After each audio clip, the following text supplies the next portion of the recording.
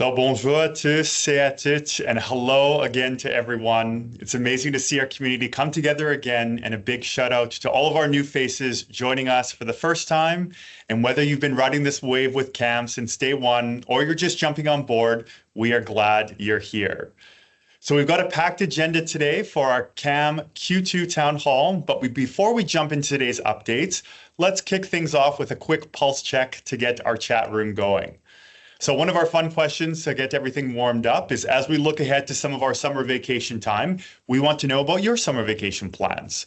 So to get some connections flowing in our chat room, please feel free to drop in which Canadian city you would like to be visiting or will be planned to be visiting for this summer vacation.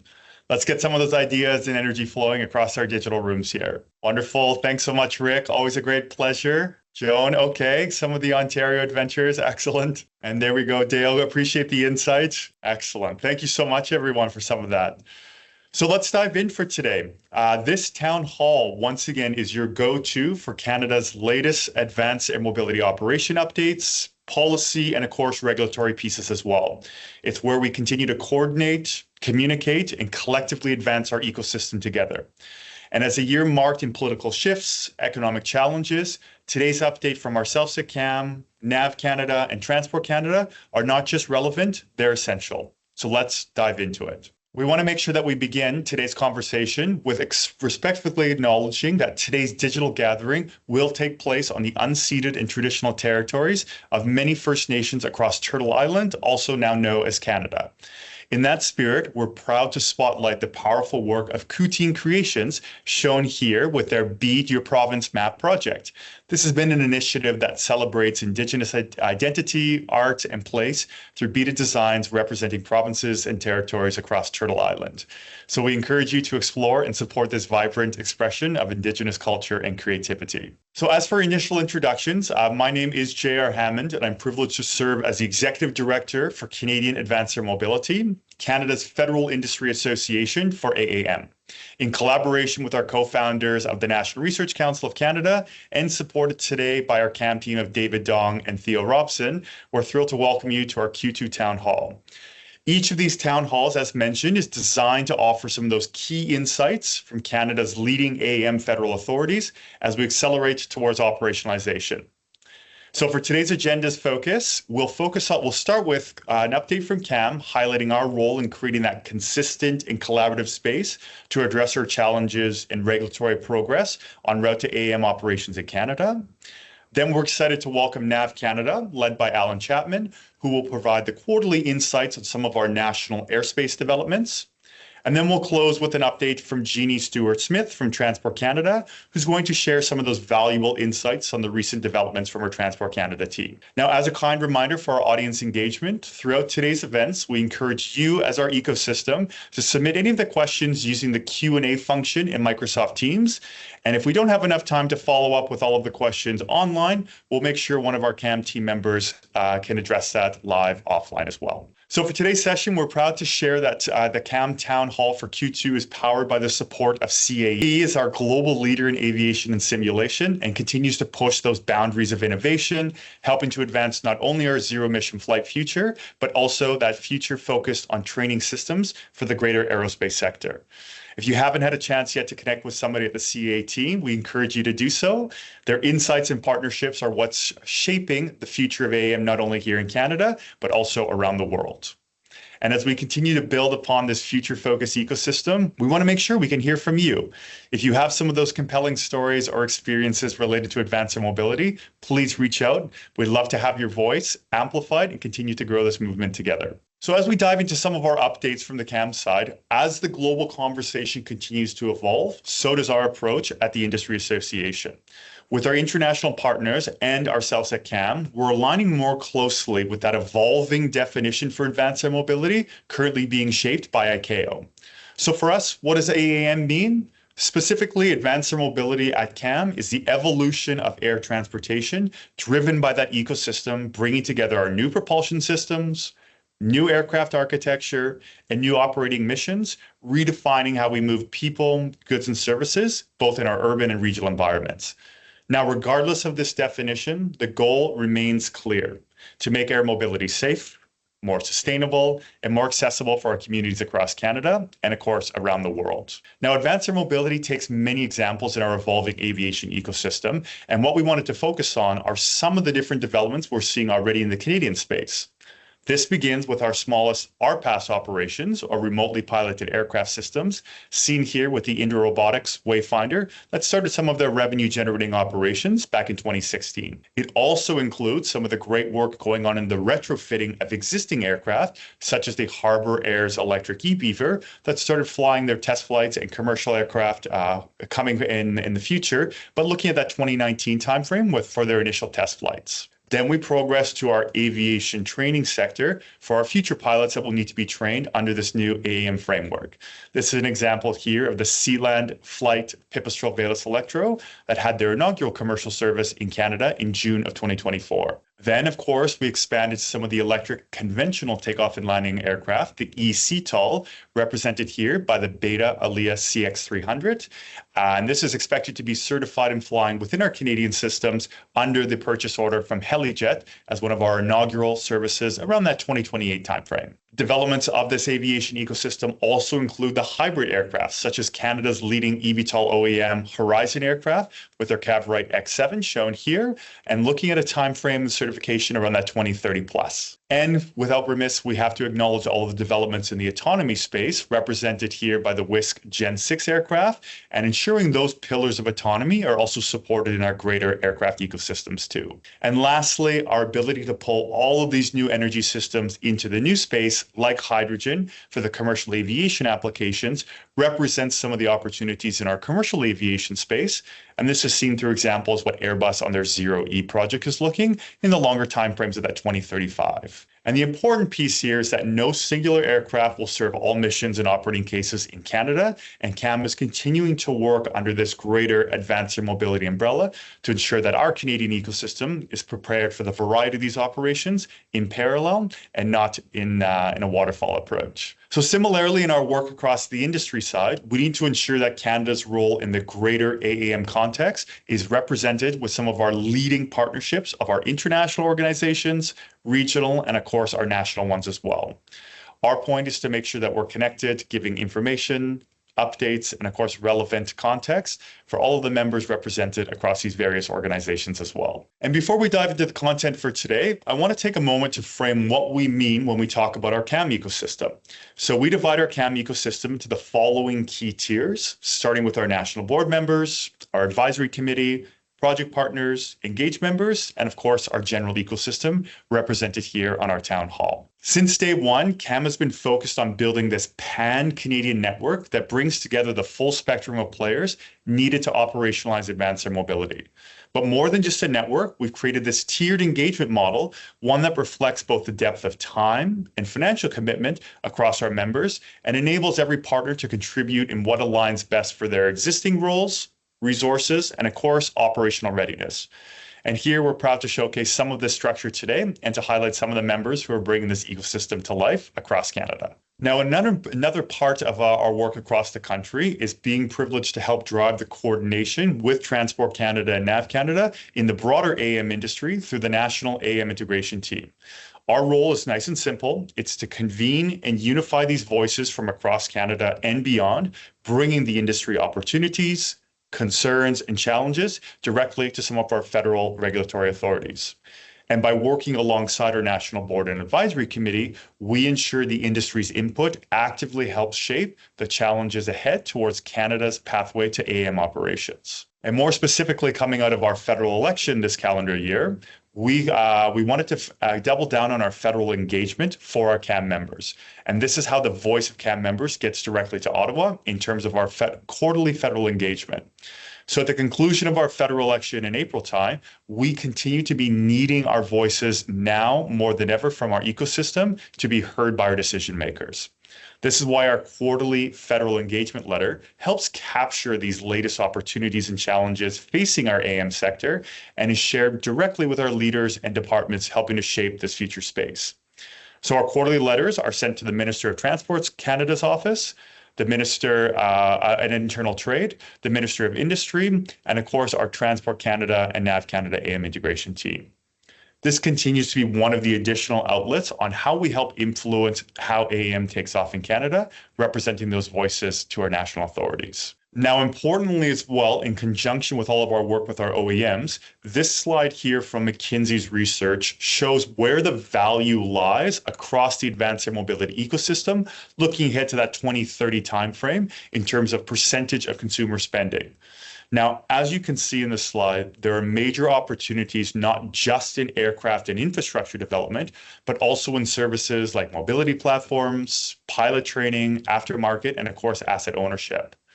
Our big goal at CAAM is to continue to integrate Canada's existing strength as an aerospace global leader and capture more of this greater value chain for the future of AAM developments in order to stitch it together with our existing aerospace base. This is how we support the movement of people and goods in the future, leveraging some of these greater value chain opportunities. And more specifically for Canada, we focus on how our hardware and software supply, asset financing, infrastructure build-out, and of course, pilot training have clear lines for industry, government, and innovators to collaborate. These are some of the opportunities where Canada can lead, and CAAM is actively working to align our national ecosystem within these high-packed, value-add, job-creating areas. The key takeaway here, advanced air mobility isn't just about building an aircraft, it's about building an entire ecosystem of jobs, services, and systems to help build out this industry. Now, we have a couple of Canadian moments that are worth celebrating that occurred in this past quarter. So what you're seeing here is the world's first flight demonstration of a piloted hydrogen-powered helicopter. This was accomplished here in Canada by Unither Bioelectronics. By combining the hydrogen propulsion with some of our rotary wing aircraft, Unither is showing what is possible when innovation meets this purpose. And it's not just about the zero emission solutions that they're helping to progress. It's about that compromise. It's about finding where the compromisation on range, payload, and performance can provide a new avenue for these aircraft to fly. So we're incredibly proud to have Unither as part of the CAAM ecosystem and continue to support their success here in Canada and the implications that will have on the global marketplace. Similarly, another made in Canada breakthrough that deserves a serious applause, Horizon Aircraft has officially completed their full wing transition flight, which is a critical and complex milestone in the vertical takeoff and landing aircraft certification and development. So this major validation point of their engineering approach is a signal that Canada's innovators are competing on the global stage, not just on design, but of course on some unique performance aspects as well. So sending a big congrats out to the Horizon team. Not only does this put Canada's OEM on another step towards AAM operations, we're excited to share this out with the global ecosystem at the same time. And we're excited to also announce our launch of our upcoming CAAM delegation trip that'll be occurring in September of this year, in a visit to two of the most groundbreaking innovators in some of the advanced air mobility spaces. So we will be leading a CAAM delegation trip to visit Beta Technologies and Unither Bioelectronics from September 10th to 12th, 2025. And from Beta's all-electric ALIA aircraft and their charging system at their headquarters in Burlington, Vermont, to Unither's world-first hydrogen-powered piloted helicopter in Bromont, Quebec, this is where we want to bring some of the Canadian ecosystem to see where the future flight is becoming reality. So we're currently in our curated target, we're currently reaching out to our targeted Canadian delegation, an expansion of participants. And just a kind reminder that participants on the SME side and Canadian companies may be eligible for up to 50% of funding to offset their travel costs. We know that spots are limited in this case, so please reach out to the CAAM team soon if you want to secure your place so we can build out our delegation trip in September of this year. And as we conclude from our side for the CAAM updates, this road to operationalization of AAM in Canada is not going to be easy. We know that there's still significant challenges that lie ahead and that will require our resilience, adaptability, and of course that clear focus on scaling our entry into service en route to full commercial operations. But this is why this urgency is here and the path has never been clearer. We need a CAAM that is committed in building a robust, coordinated Canadian advanced air mobility ecosystem and one that is actively progressing towards our safe and scalable operations. We will continue to be your trusted partner in navigating these complexities of Canada's AAM journey. And that will conclude some of our formalities for the beginning of today's conversation. We're now going to transition over to NAV Canada. We're privileged to join by Alan Chapman, who will provide some of the quarterly updates on our national airspace development. So with that, welcoming to our June CAAM Town Hall, we'll bring Alan Chapman up onto the stage. So Alan, welcome and thank you so much again for being with us today. That's great. Thanks, JR. It's a real pleasure to be here again. And thanks to all the CAAM team for once again putting on this event, creating the space for us to have this conversation with you all. So greatly appreciate that. Let's bring up the slides. And I'm going to be stepping through just 4 slides today. We'll keep it a little bit light, I think. So my aim really through this regular drumbeat is to give you an update on where we are overall from the evolving AAM, RPAS, specifically sort of landscape and what's happening, how NAV Canada is looking at that. There's a couple of specifics I'll then dive into. One is a market assessment piece of work that's underway right now. As we look at both the RPAS space and the urban air mobility, the eVTOL side of things, how do we believe that those capabilities are going to continue to grow and accelerate in the Canadian landscape? So we'll be talking a little bit about that. We'll talk about where we go with RPAS Traffic Management from our current Phase 1 today to Phase 2, and then I'll wrap up with just some comments on some of the international work that we do and why we do that, specifically focused on Airspace World, at an event that was held recently in Lisbon. So those are the topics we'll walk through today. So let's start with just kind of looking at the landscape, of AAM and the RPAS pieces within that. So we have in place today our sort of first phase of RTM, the product many of you will know as NAV Drone. With the release of the regulations, NAV Drone has also been through an update recently. It's going through a sort of 2-part update.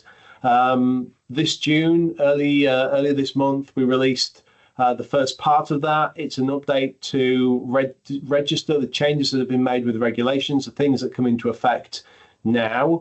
And there will be a second part to that gets released in November, as all the other regulations that were released as part of CG2 get put in place and are made effective. So we'll have a second release later in the year, in the fall. The release that's also just been made also updates a number of other things. The capability, the technologies move forward, from our vendor. So we've captured many of those changes, and made a few changes to the way that platform operates. And again, we appreciate the feedback from industry as we continue to invest in that platform, and the team continues to work that forward. So as with all these topics, if there are feedback items or questions, please filter those through JR and the CAAM team to me, or reach out directly. We like to hear all that feedback as we move forward. That current NAV Drone platform we have as RTM Phase 1 moves forward as RTM Phase 2, or rather RTM Phase 2 moves the industry forward into the newer areas, the more complex areas of BVLOS. So beyond where the regulations are today, that the current solution will resolve for say low risk BVLOS. As we move beyond that into the more complex areas for BVLOS, that's where RTM Phase 2 will come in, and new technologies and capabilities to work on that. I'll talk about that in more detail in a moment. We also have a segment or a focus area of our team that's looking at how large RPAS are integrated into the airspace. One of our primary and early customers for this will be our military side, as they, as we see, our further investments in that side of life in Canada being made. One of those is on the RPAS side, and so making sure that we have the capability in place to integrate what looks like, in many ways, an IFR integrated aircraft into the airspace, and we have all the right procedures and manage any additional risk from that in that situation. So we have a project stream continuing to work on that, specifically around IFR integration of those larger RPAS. I talked about this on a previous call. We put together an urban air mobility strategy, working closely with our partners at the end of effectively the end of our last fiscal. We've continued looking at that today. This is one of the areas I'm really appreciative to CAAM on, is to keep us connected through calls like this and other forums that we work together on, to understand and be a regular sort of pulse point for us, so we understand how this market is evolving. What does industry need? When do we need it? And obviously, we're looking at some of that through our market study as well, which I'll talk about. But we have the high-level roadmap in place. We know what we'll do today as we start to see those first aircraft that JR spoke about earlier coming into the environment, the things that we'll need to look at.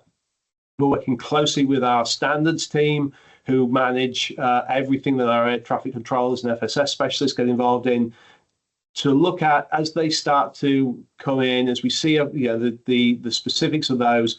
What do we need to change? What procedures do we need to change to allow for those first pieces of technology coming in?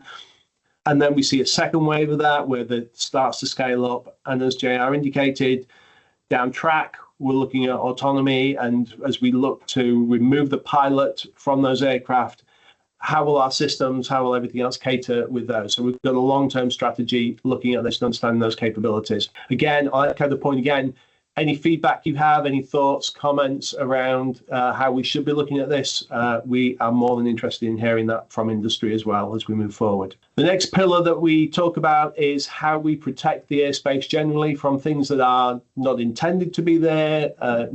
Maybe they're either by mistake or through some intentioned work that's going on. And we work closely with Transport Canada, the airport authorities on this space, making sure that we have plans in place should an event occur where an RPAS could put traditional aviation in risk, particularly in an airport setting. Some great work's going on this year between the organisations that are involved, and looking at how we get more of that work aligned with airport authorities and agreements in place as we move into our next fiscal year. So another key element of the work we do and how we look at these capabilities and technologies. And then finally, the thing that spans across all of this is understanding what does this look like from a market, how fast is it going to grow, what's going to happen. I'm going to talk about that in a moment, but tightly connected to that as well is the long-term sustainability of the services that we'll deliver, the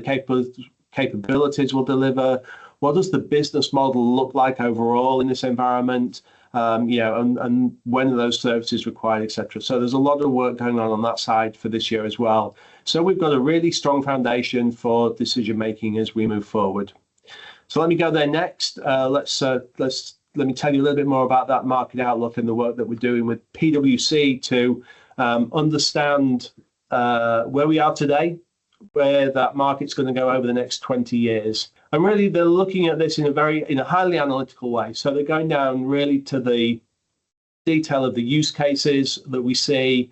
What are the things that drive individual use cases? What are the statistics or the metrics, or what is it that what data can they gather to really sort of build a foundation and then model on top of that, where these actions are going to occur? What does that mean from the kinds of service that's going to be required to deliver them? So the first phase of this work is really about delivering on that sort of market assessment for use cases, understanding how many flights do we think there'll be, how many flight hours is that, and that helps us with a lot of our planning as we move forward. Second part of that study is to then look at how does that compare? How do we compare from a Canadian perspective with some of the other work that you see and others have done in this area as we look at benchmarking across other countries. And we know that there are some very distinct differences between how Canada operates, how it looks at RPAS, just its airspace design, the volume, the geography we have here. So we're picking different countries with different characteristics to really look at and compare and give us a sense of how we look at the growth here and the capabilities we'll put in place. So that's part two of the work that PwC are looking at. And the final piece of this is really looking at what's the impact of all that work. So what does that mean to Canada, looking at a value chain impact assessment? What will this create in our environment, etc. So again, really helping us understand the importance of this sector, the importance of the new technology and capabilities that are coming in. One of the things that PwC are engaged with right now, and in fact, I think there's a call underway as we speak, is reaching out and directly talking. So they've done a lot of analytics, they've built the models, have collated lots of data from us, from Transport Canada, from Stat Canada, lots of different areas. They've pulled all that together, and now really they're going back out and testing that with some of our operators and pilots, and other industry figures who can have a strong input to this work.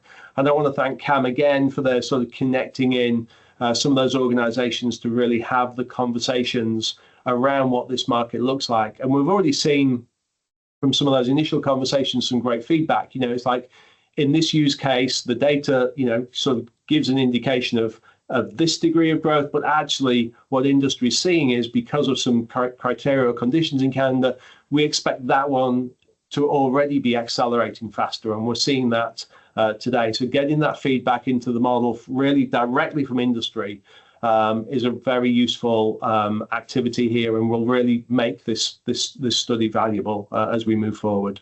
So thanks to anybody who's on this call who's also been part of those conversations or will be part of those conversations to really help ensure that that's a valuable piece of research that PwC are undertaking. We look forward to getting the details of that later. So that's the market assessment, and that market assessment, as I say, is really going to underpin our decision making as we move forward. And one of the key areas that we talk about is the phase 2 of RPAS Traffic Management, and there's a lot of work going on across various aspects of this whole portfolio. One of the important things to note here is, this isn't just NAV Canada delivering this capability. We're going to have technology provided by a vendor of this, but also there is the space here for third-party service providers to step in to deliver the sort of front-end capability, the front-end service, and add value to those safety services that NAV Canada needs to have in place to support complex areas of BVLOS. So we're doing work, and in fact, in the final stage of recruitment for somebody to head up this work around the framework development for the service providers. At the same time, we are working through a technology acquisition process for the capabilities that will really be the foundation for this space as we move forward. Talked about the market assessment and the sort of business models that will go into that and helping drive the business case for these investments. If I take a look down the other stream of this, what we've put in place is a ConOps that's publicly available on our website. And there's a blog there that includes it. And again, thanks to anybody who's commented, read it and given us feedback on the vision that we, NAV Canada and Transport Canada, see for how this can evolve in Canadian airspace. Supporting that ConOps and getting experiential learning around that, we've got our RTM trials program in place. That's onto its phase 2. We expect to see more of those flights and capabilities happening this year and next year, again, to really inform us of key aspects of implementing this technology. And the final point, but a really important point here, which pulls together the work we do today in the technology that's there in place, say NAV Drone, the learning that we get from implementing and working with those thousands of permission requests, as we adapt the technology to the new regulations. Again, we're going to do that further in November with low-risk BVLOS to support the low-risk BVLOS flights. As we kind of look at all that and we learn from that, all of that then gets fed into what does this look like for the future? What does this look like for our phase 2 of delivering RTM for the Canadian system? And of course, now Transport Canada very busy with the special flight operating certificates this year, which are recognizing the direction the regulations are going in, recognizing some of the advances that industry wants to make ahead of those regulations, and so as we see those and look at and work with the operators that are putting those in place, again, we're learning more through this process, and that's part of the strategy here is we're supporting those operations earlier. We'll see those new regulations come in, but then for future regulations around RTM Phase 2, helping us all understand how this should come together and work forward. So lots of work underway on RTM Phase 2 right now. So let me pivot again and talk about one of the things that we do to make sure that Canada is learning from the rest of the world, but also the things that make Canada unique, the way we're structured. We talk about our weather, we talk about our geography, but there are things that are specific to Canada that really shape how we want to move forward. And it's really important that we are in conversation with other geographies to really make sure we can be as effective and efficient in delivering the service and capability. And as I say, learning from other places. So this is a great example of an example of that is the work we did with Airspace World. We put in place an MOU between 3 ANSPs at Airspace World.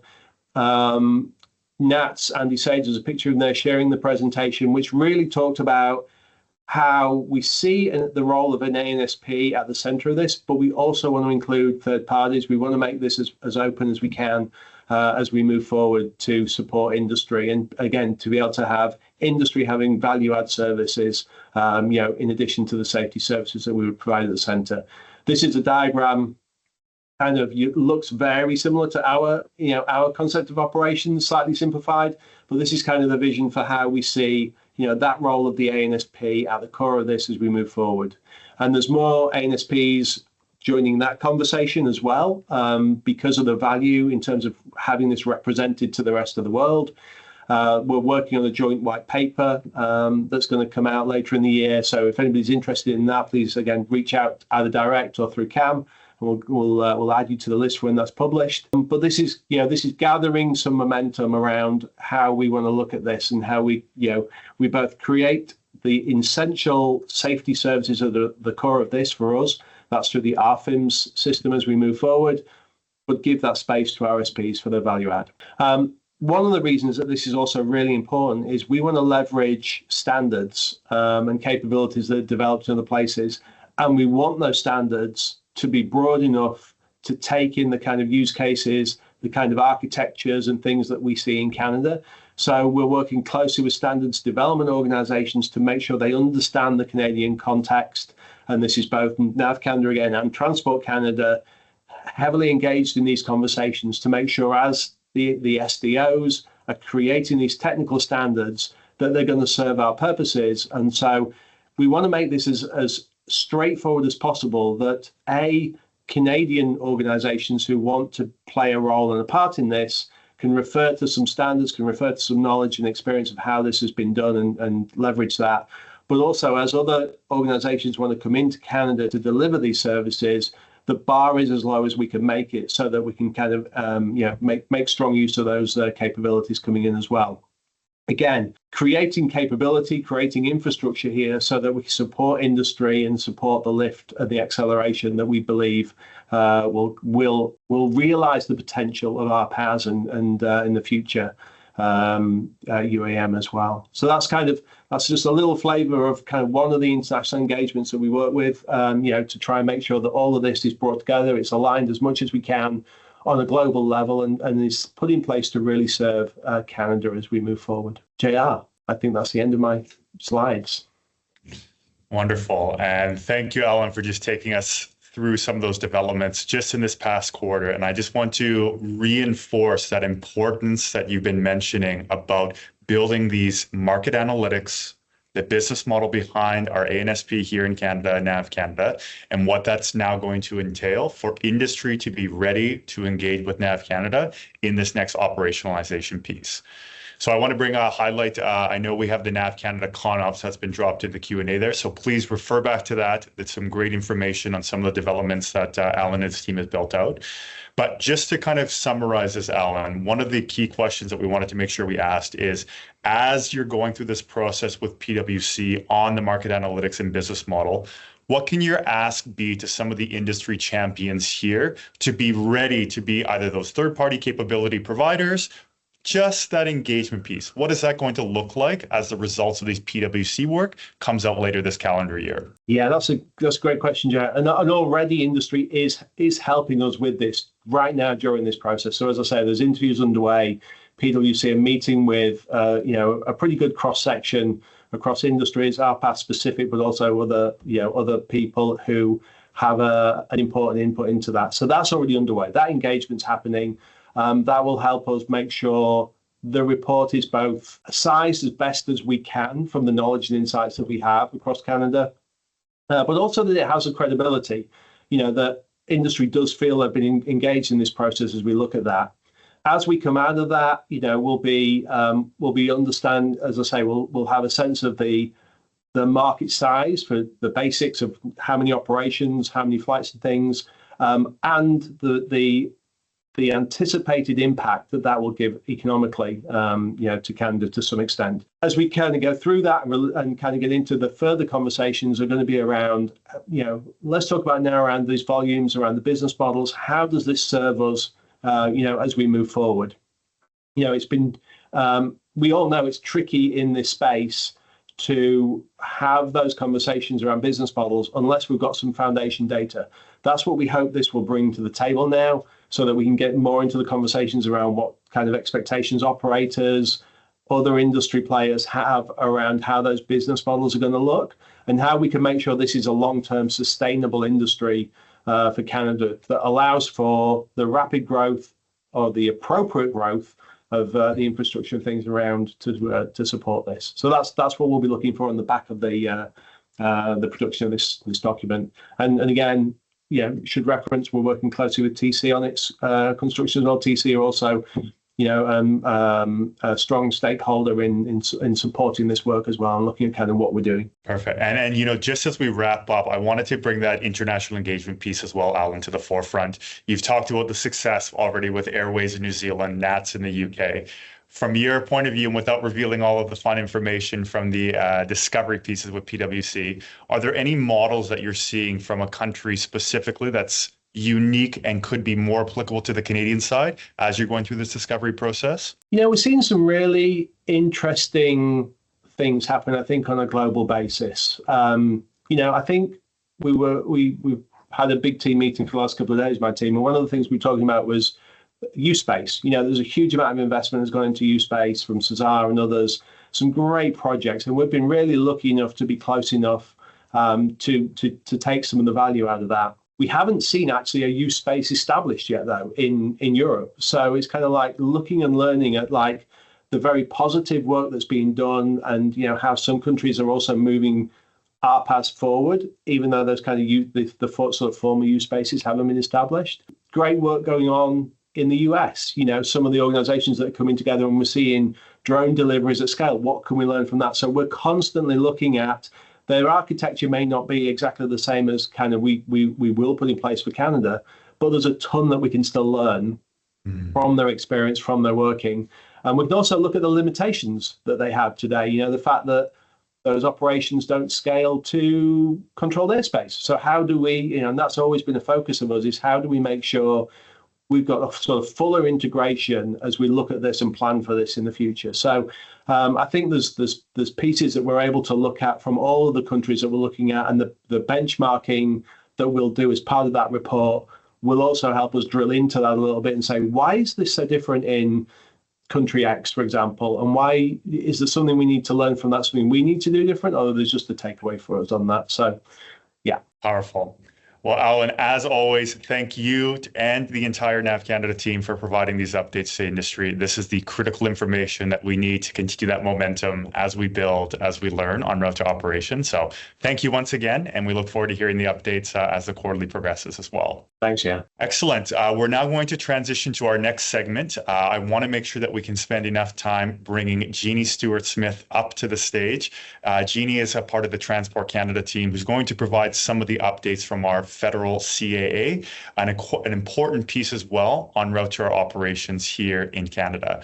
So Jeannie, thank you so much again for being with us. I'll invite you up to the stage, and then we can continue from there. Perfect. Thanks so much, JR. And to answer your warm-up question, I'm really looking forward to visiting the West Coast in August. So I will be taking the new direct Ottawa-Victoria Porter flight and spending some time on Vancouver Island. So maybe I'll see you there, Kate. I saw that was your response as well. Thank you so much for having me and giving me the opportunity to provide an update as I get multiple alarm bells from my teams not wanting to share. I will pull those slides up for you shortly as soon as they behave. There's been a lot that's been going on. So I am going to talk about sort of four main themes. I don't know, David, I think I sent you a copy of my slides. Perhaps you can pull them up because I'm getting sort of disaster codes on my end. Let's try that one more time, actually, before we do that. Sorry, folks. Yes. There we go. David saves the day. Fabulous. Perfect. Thank you so much. And thank you for having a plan B in place. There we go. So if we can go to the next slide. So I'm going to talk about sort of four big things that have been keeping us occupied for the last couple of months and since the last time I've been able to update you.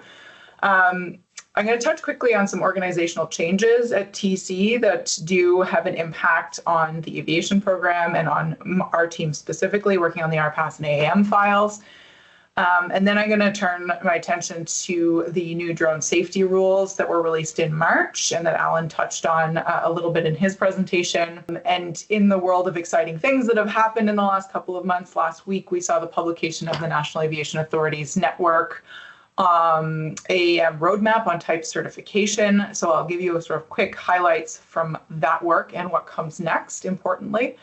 And then finish off with an update on all of the work that's going on advanced air mobility at the International Civil Aviation Organization, which will be happening on sort of longer time horizons than perhaps some of the domestic work, but is a really important, an important area of work for us in terms of pursuing international harmonization and providing Canadian insights and influence into how the world decides to shape AAM. So if we go to the next slide, please. We'll start off with our organizational changes. So for those of you that have been interacting with Transport Canada for a while, you'll know that as a department, we're responsible for all modes of transportation, rail, marine, aviation, on-road. And our focus is on, building a globally respected transportation system that is safe, secure, efficient, and environmentally responsible. And historically, on the aviation side, we have had one organization that has been responsible for aviation safety, commonly known as the Civil Aviation Authority, or TCCA, and one organization responsible for aviation security. And as of April 1st of this year, the department has moved to integrate those two programs into a single program and a single reporting structure responsible for both safety and security functions in the aviation system. The primary reason behind this evolution was to strengthen the program's ability to be a modern regulator in the safety and security spaces. I don't need to tell this crowd that the world is changing quickly and the aviation system is changing rapidly as well. There are emerging threats. There's all this incredible innovation that's coming out. Industry evolving at lightning speed, changing needs, future challenges. And so we're confident that this move will let us better respond to a changing industry and a changing global context. What that doesn't change for us is our commitment to service delivery and key program functions, whether that's regulatory development, oversight, communication, industry collaboration. Those remain at the core of our functions as a single aviation program.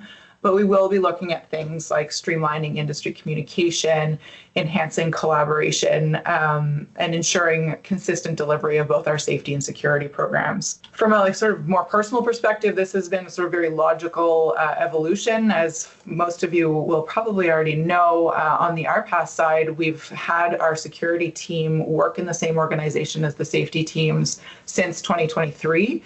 And so there was a lot of logic in that decision.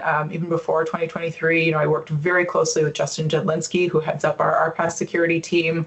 We were, talking on a weekly, if not daily basis because of the interactions between our work. And so bringing them into our organization on the RPAS side made a ton of sense at the time. And as it turns out, sort of foreshadowed this broader integration piece, which we're really excited about in terms of our ongoing evolution as a regulatory body. Now, what that does mean, if we can go to the next slide, please, David, for what you have known as the RPAS Task Force since 2017, is that part of this organizational change, our Director General asked us to take on an expanded mandate, which is really exciting, and it's kind of also flows very naturally from where we have evolved over the years. So as of April 1st, we are now known as the Strategy and Emerging Technologies Branch. And the sort of two pillars of that emerging technologies work will continue to be remotely piloted aircraft systems, will continue to be advanced air mobility. We had naturally kind of evolved from the small drone space into beyond visual line of sight, and in the last couple of years into the advanced air mobility space. And so what this change does fundamentally is formalize our role in advanced air mobility, continue our commitment on RPAS. But we've got a couple other exciting extra pieces and a few new colleagues as well, which we're really excited about. So on the one hand, on April 1st, we welcomed the team responsible for commercial space launch in Canada to our organization. So they'd previously been working under a different director, and they've been working for the last couple of years towards enabling capability to launch payloads from Canadian launch sites. There's a lot of really exciting opportunity there, a lot of work to do with a lot of key stakeholders, but we're really happy to be working more closely with Carrie and her team. Because as another new entrant into the aviation system, we're really seeing a lot of similar challenges and opportunities between the space launch team and the work we're doing on advanced air mobility and RPAS. So again, just sort of feels like a very natural evolution of the work that we're doing and the connections that we're making. And then the last thing I'll touch on is that we're also being given a responsibility for horizontal strategy across the aviation program. And this is a really important piece as well for us as a program to look at change across the system more holistically. So, we have seen all of this great opportunity and, some of these like pressures and tensions brought by new entrants in the RPAS, advanced air mobility and space launch domains. But there is change going on in the broader aviation system. There are pressures, there's technological change, there's all kinds of things moving all at the same time. And so it's really important for us as an organization to take an explicitly horizontal look at the system and how it's evolving and how we can best respond as a safety and security regulator. So really exciting time. It's also a time of, significant change for us as a program. We still don't have an official new name, so we'll share that as soon as we do. But, all of this all of this change is really based on what we've learned from some of our international partners and how they've set up their CAAs and their organizations. You'll note that many of my international counterparts have emerging technologies or a similarly named organization looking at kind of the suite of new and wonderful things that are coming at the aviation system.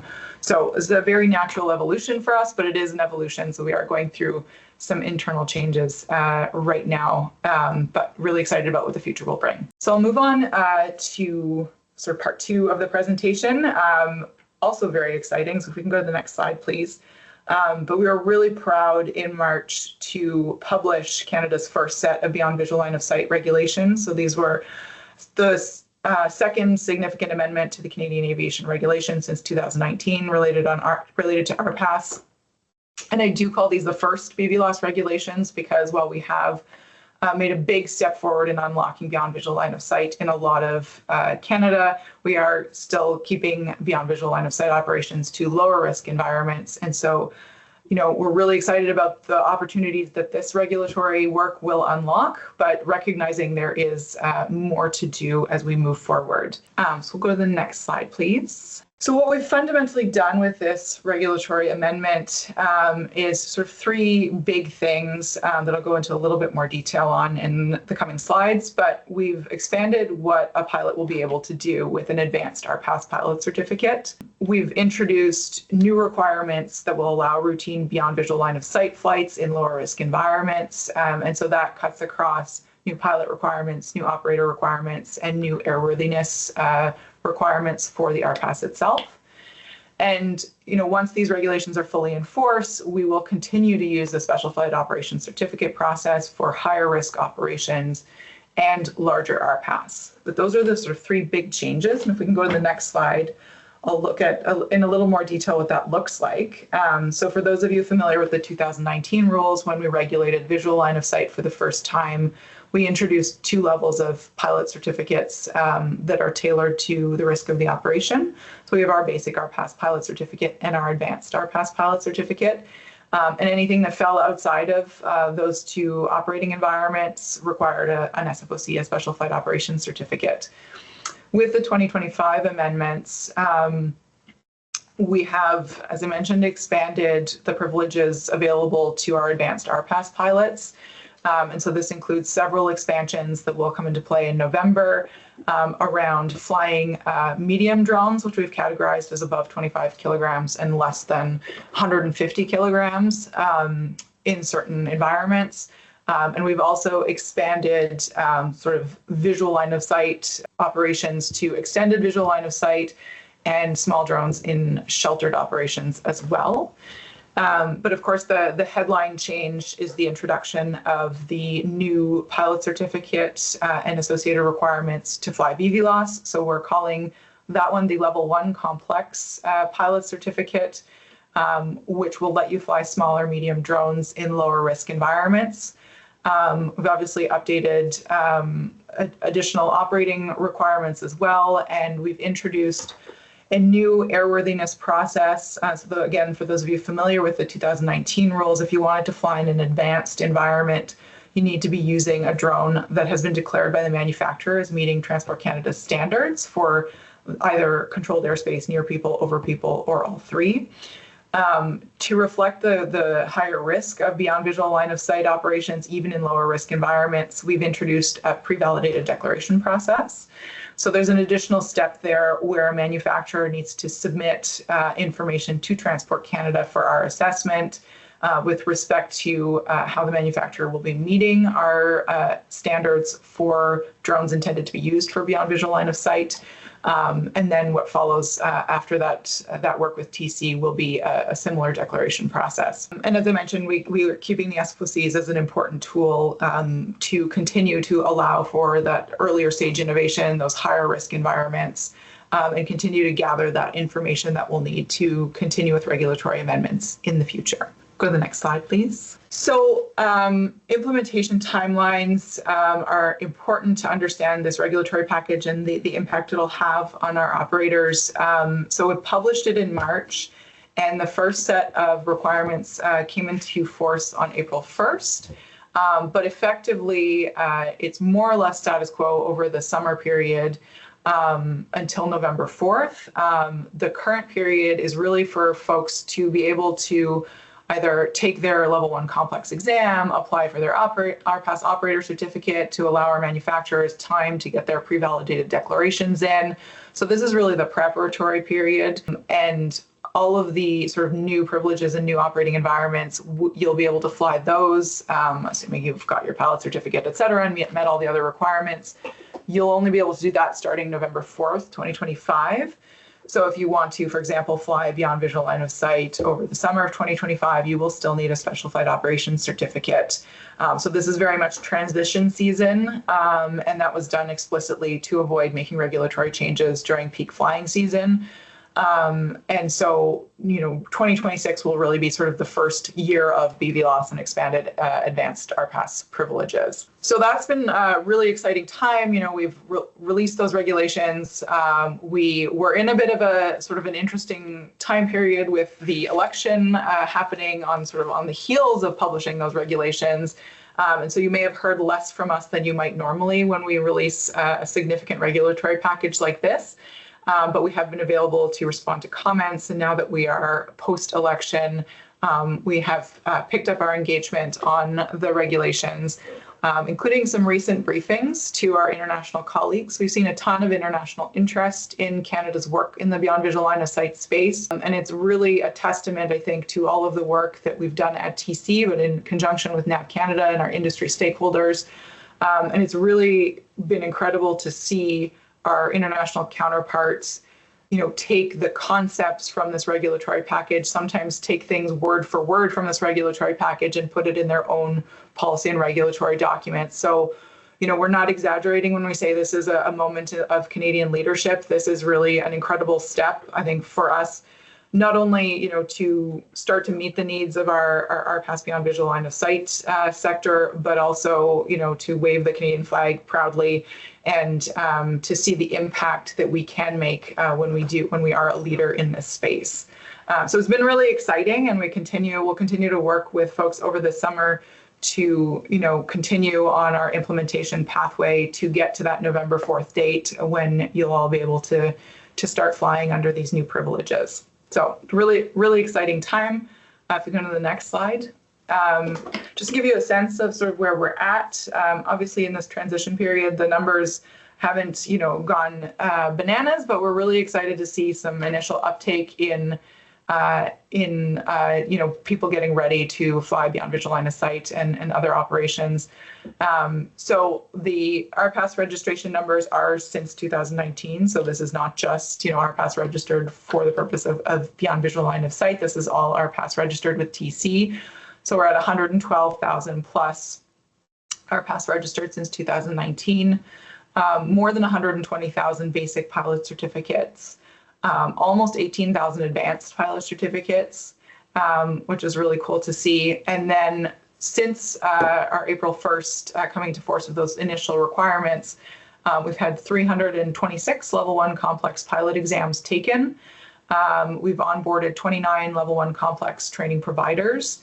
And we've had one manufacturer submit their pre-validated declaration, and we know there are several others who are just working on their documentation to submit it to us to get ready for that November 4th date. So it's really exciting to see this early uptake and interest in the new regulations, and really keen to see how this unfolds over the next couple of months and in the next year as well as we move forward with all of this. We can go to the next slide. I'll shift gears slightly into the advanced air mobility space. We, as the Canadian government, are part of the National Aviation Authorities Network, which if you haven't heard of it, I'll actually go to the next slide, David, is essentially what are called the Five Eyes in the security space. But on the safety side, we've been working closely with our partners in Australia, New Zealand, the UK, and the FAA in the US to work together on some common challenges, to work really closely together and trying to figure out, solutions that will work for all of us and to streamline some of our responses as national aviation regulators. So this work is underway sort of in several different areas, but the roadmap that was released last week on AAM type certification comes out of the work of the Innovation Working Group. But there is work underway as well on aviation medicine, on sort of horizon scanning, which is referring sort of generally to all of us kind of trying to get a handle on what's coming together and trying not to duplicate efforts on that front. And then we've got a safety communications working group as well. If we go to the next slide, we'll focus on the release of the roadmap. This is a really important first step for the National Aviation Authorities. We wanted to develop a certification roadmap because we want to collectively meet the challenges and changes that industry and regulators are currently facing. We know that aircraft designs, when it comes to AAM, they're planned for entry into multiple international markets. And we've heard you, industry, you are seeking harmonization of certification requirements and streamlining of validation from NAAs across the globe. And so while this isn't every NAA, it's certainly an important group of 5 leaders in this space working together in collaboration to pursue that alignment and to attempt to streamline validation so that we can, keep our safety priorities intact, but, making sure that the process works as smoothly as it can for all of the new entrants, and that it doesn't become an unnecessary barrier to entry into service. So that's really what the roadmap serves to do. If we go to the next slide, it's a really important policy statement from these 5 authorities, and we've agreed on key principles of the roadmap that will guide our work going forward. So no surprise to anyone that safety and innovation sort of hits at the top of the list. We will maintain our rigorous safety standards, recognizing the role that plays in enabling innovation, and seeking to sort of balance our approaches, tailoring requirements to, again, the level of risk, very similar to the RPAS work. But making sure that we maintain those safety pieces while allowing for innovation to happen. The goal is harmonized type certification, collaboration and alignment. I think collaboration is the most used word in this presentation, but it underscores the importance of us all working together and trying to move as much as possible in lockstep. And through this work, we're looking at, what does collaborative multi-authority validation look like? And I would encourage you to have a look at the document for a little bit more on that, but it's looking at, how can we be a little bit creative in how we collaborate in terms of, working towards streamlining that validation process between the 5 national aviation authorities. The 5th principle is around incremental approach. So very much continuing on with the crawl, walk, run. Again, thank you for all the lessons we've learned from our RPAS community. A lot of them overlap with the approaches we'll be taking on advanced air mobility. And finally, looking at all of our bilateral agreements with our key partners internationally and making sure that those can either already accommodate advanced air mobility or if there are modifications that are required, that we look at those and ensure that our bilateral agreements are up to date and appropriate for the coming era of aviation. Go to the next slide, please. So implementation of this roadmap, this is going to be the piece that I think will be of significant interest to industry going forward. Now that we've put out this roadmap, which effectively serves as a policy statement between the 5 national aviation authorities in terms of how we'll work together going forward, the important pieces for all of you will be, okay, what does that look like on the ground? And so the working group has very quickly, now that the roadmap is out, turned their attention to work areas that we need to collectively tackle. And those are going to touch on looking at things like airworthiness requirements. How do we collaborate and coordinate our efforts in contributing to industry consensus standards so we can make sure that those work for us as aviation authorities? How do we, collaborate, continue to share information, work on that multi-authority validation process that I mentioned earlier, and work on those bilateral agreements. So we're looking forward to coming out with, an implementation plan as soon as the working group has wrapped their heads around that and what that means specifically for, some commitments that TC will make. That's going to be, a key piece of work for us going forward, but really want to underscore the importance of getting this first direction setting policy statement out. It really signals the extent of the international cooperation that's going on, not just in the National Aviation Authorities network, but really internationally. My colleagues and I have strongly recognized the importance of international collaboration and harmonization wherever possible. And so a lot of really great work is underway, and this is sort of just the tip of the iceberg. Go to the next slide, please.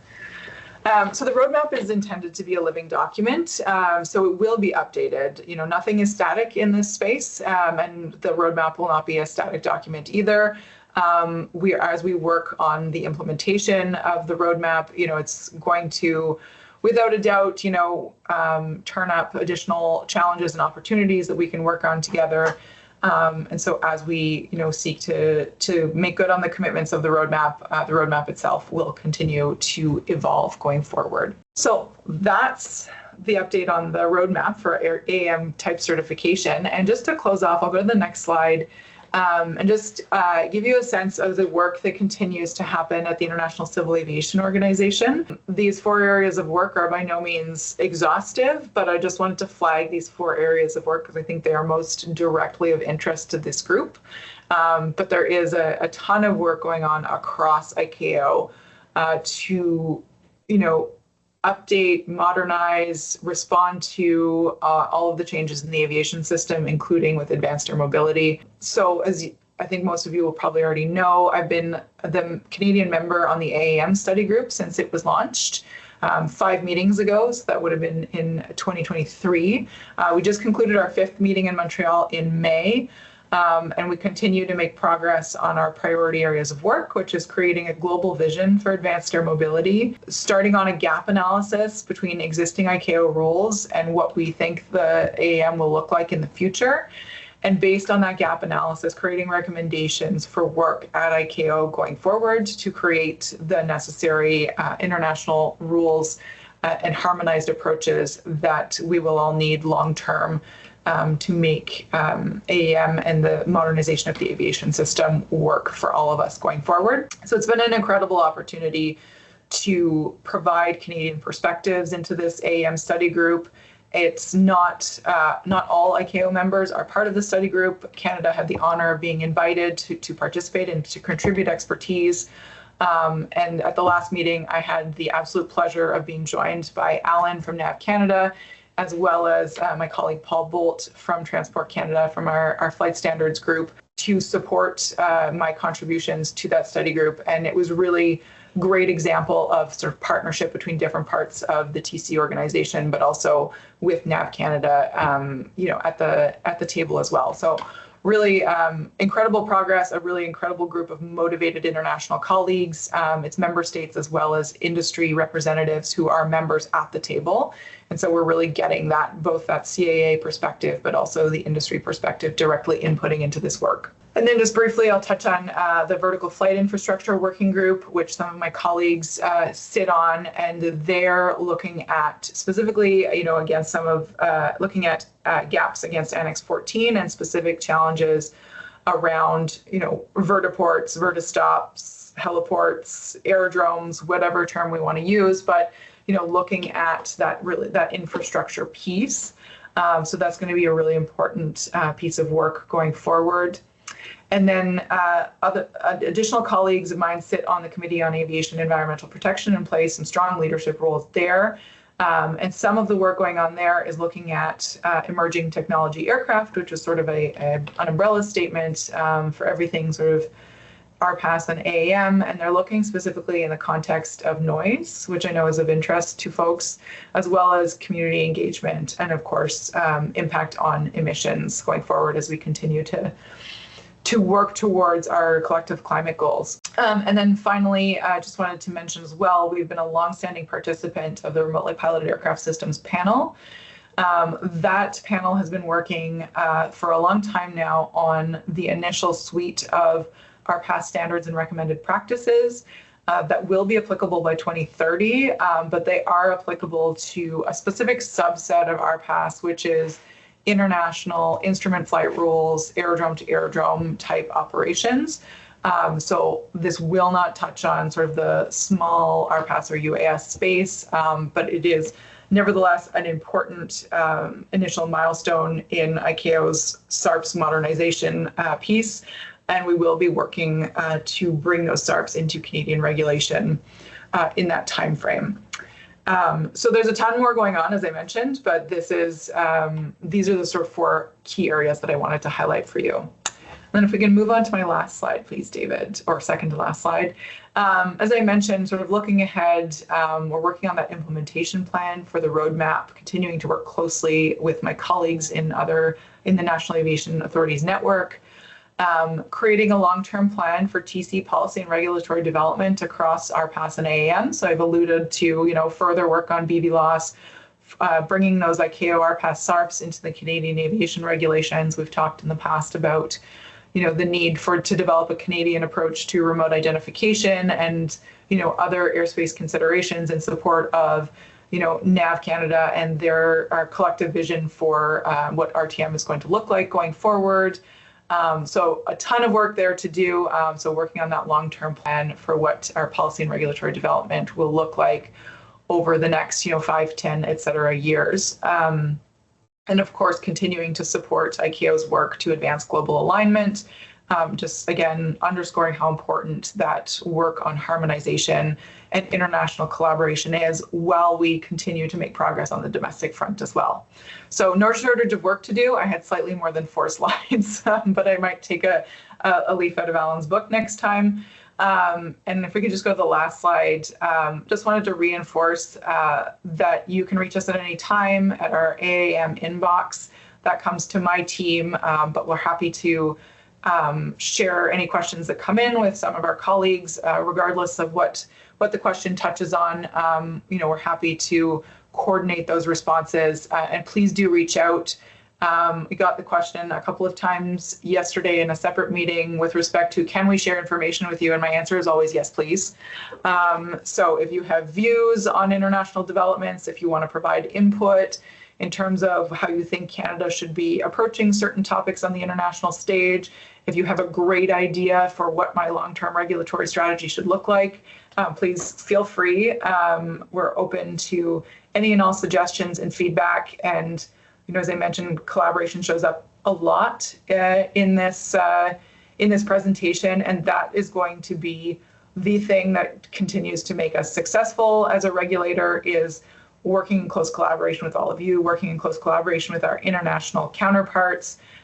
Because of the magnitude of change that's happening, we really need to stay in touch with respect to having the latest information, having the latest ideas, being nimble, being agile, and all of that is best served if we're all talking. So we'll echo Alan's thanks, JR, for continuing to organize these town halls and giving us this opportunity to have these conversations. But know that there are consistent collaborative conversations. That's a lot of C's happening in between these town halls as well. So thank you so much. Wonderful, Jeannie. And let's just acknowledge all of that work in creating this momentum, not only international stage, but critically on the international side with some of the leading documents on harmonization, on that collaboration, and of course, taking that lead on the international ICAO side, which we're having the privilege of having located here in Canada, so also being hosts to our international colleagues as well. I want to bring acknowledgement. So we did put the link for the Five Eyes harmonization document in the chat there. So please take a look at that. Jeannie and the entire Transport Canada team have put immense amount of effort to get that public and have our Canadian brand across that for the work that we know is going to be going ahead. So I know, Jeannie, that was a great summary of information, but I think the one question we just wanted to loop in on just kind of bring us all together.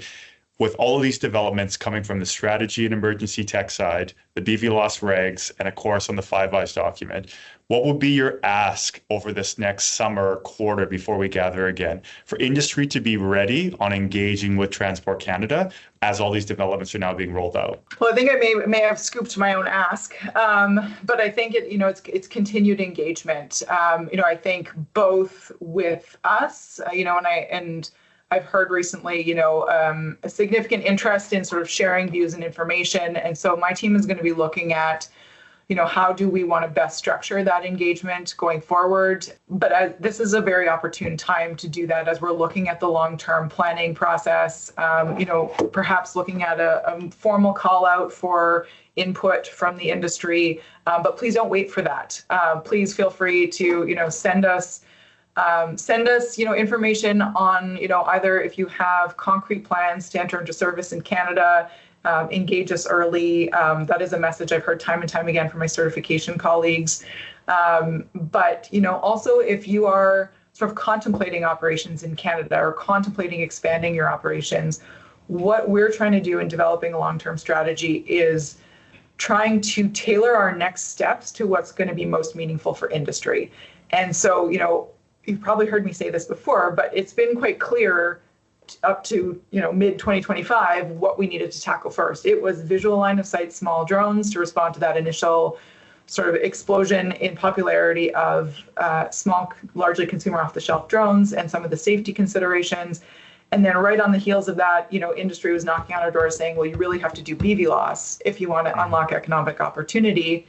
So now we've sort of tackled those lower risk BVLOS pieces, and we'll look to implement that, as I mentioned in the next little while. But then, we've got this whole world ahead of us in terms of what's next. And so really, trying to triage and establish what's most important for the Canadian sector and where you all want to expand. That's going to be most important for us in setting our regulatory priorities. So anything you have to help us work through that prioritization exercise is really helpful for us. And if you can, as a sort of secondary ask, if you have the opportunity to get involved in some of these international conversations, whether it's at standards development organizations, whether it's, through your network in terms of folks that who may be participating in some of these conversations, or whether you want to feed me in terms of being the Canadian rep on the AAM study group, supporting those international conversations is going to mean that we get international rules and standards that work for Canada. Wonderful. And I know we have lots of questions rolling in, so we'll make sure we provide the link to the AAM inbox at the conclusion of this for the ones we don't have a chance to answer. But one of the important ones I know is for the student teams and startups looking to navigate Canada's environment for both the manufacturing, testing, and of course on the RPAS systems. I just want to bring awareness to our partner organization of Aerial Evolution Association of Canada, who's doing wonderful work with the student drone RPAS competition as well. They are some of the leaders in that space, so we'll make sure we provide some of the links there. But Jeannie, thank you so much again for all of the work from Transport Canada, from you and the entire team on both the national and international side. Powerful quarter, and we look forward to supporting the developments over the summertime and leading into some of the updates coming forward as well. Wonderful. Thanks so much. Excellent. So as we wrap up from CAAM's side, I wanted to just express the gratitude once again to Jeannie and Alan for taking the time to provide these updates. This is the purpose of the town hall, is to make sure that we have our national authorities with a consistent space for the policy, regulatory, and of course, Canada's development on the global space. So now, if you've been thinking about how to get more involved on the CAAM side, how do you help shape the future of advanced air mobility across the country? The answer is simple. Come and join CAAM. Being a member of CAAM connects you directly in the heart of Canada's AAM industry, where we have that innovation, policy, and of course, operationalization that is actively taking place here. And whether you're from a startup size to a major OEM, a utility company, or an airport, this is the place and the voice that we are here for you. We wanted to bring awareness to some of those benefits that you've seen here today, but with the CAAM membership, you're going to gain that access to different priority reservations for our global trade delegations, that participative voice in shaping Canada's policy and regulatory strategy for AAM, and critically, some of the facilitated networking in helping build that national and international ecosystem of our advanced air mobility collaborators. So this is at a point now where we aren't just waiting on the sidelines anymore. It's about being at the table and having your voice shape what comes next. So we'll make sure that we can provide all the links and even more of the member benefits that are waiting. But whether you're looking for some of that funding access, insight, exposure, or influence, this is some of the opportunities that we can help take the future of flight in Canada and make that gateway yours. So as we wrap up today's session, I want to leave you with our kind of clear next step, which is get involved. If today gave you any information or inspired you at all, if you want to help shape Canada's advanced air mobility future, then this is your moment. Number one, join CAAM. Make sure you have the opportunity to bring everyone together. Stay connected on social, and of course, visit us at CanadianAAM.com or drop us a line directly at our info@CanadianAAM.com email. So thank you for everyone who joined us today. And on behalf of our CAAM team present of David, Theo, and myself, we appreciate you being a part of the solution of our advanced air mobility future. Have a great summer, everyone, and we look forward to gathering in the fall time. Take care.